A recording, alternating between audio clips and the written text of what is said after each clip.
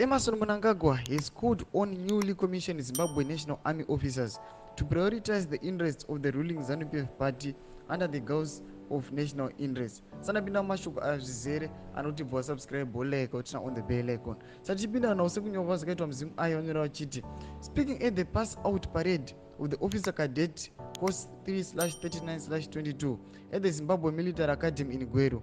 Mnangagwa emphasized the importance of understanding the national values while defending the nation's sovereignty. However, his statements took concerning 10 as he urged the military to align with the ZANU PF agenda.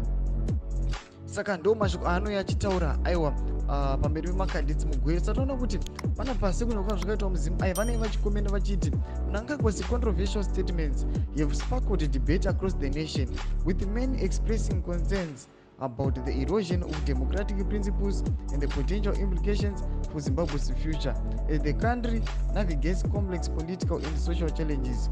Calls for the transparency, accountability and respect for democratic norms have never been more urgent. Ndo mashoko anenge achitaurwa panapa nezimu aya vachiti aiwa kuincludiwa kuri kuitwa ambi aiwa mune nhau dzepolitics hakusiriko zviri kuviolata zvimwe zvinhu. Ndo mashoko avari achitaura panapa muzimu aya. Sachimbotidzai mafungiro enyu muri kudii pamusoro pemastatements akataurwa napresident E.D Mnangagwa achiadresa army mugweru. Apinda mucomment section medu tidze mafungiro enyu. Musanga no subscribe kulike chinotina on the bell icon.